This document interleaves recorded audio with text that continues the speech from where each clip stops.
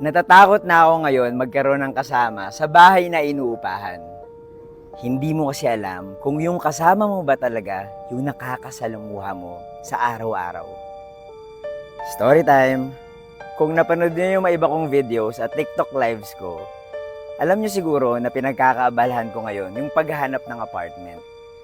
Madaming nagsabi sa akin na maghanap daw ako ng roommate para makatipid. Pero hindi ko sigurado kung gusto ko ba talagang gawin yon. Naalala ko yung kwento ng kaibigan ko nung isang beses na na-assign siya sa probinsya. Umupa sila ng bahay at kasama niya yung katrabaho niya. May isang umaga na nag-aalmusal yung kaibigan ko nang biglang bumaba yung roommate niya mula sa second floor galing sa kwarto. Binati naman niya at inaya niyang mag-almusal. Sumagot naman yung katrabaho.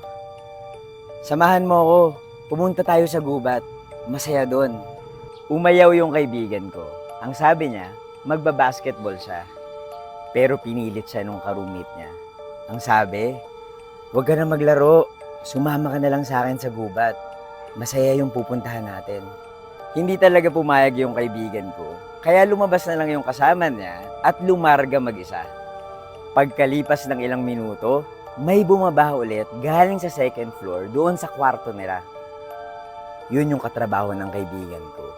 Gulat na gulat yung kaibigan ko at sinabi niya, "Hindi ba lumabas ka na kanina?" Sumagot yung ka-roommate niya, "Hindi, kakagising ko lang. Hintayin mo ako sama ako sa basketball." Hindi nakasagot yung kaibigan ko. Hindi niya alam kung sino o ano yung taong nag-imbita sa kanya papunta sa gubat.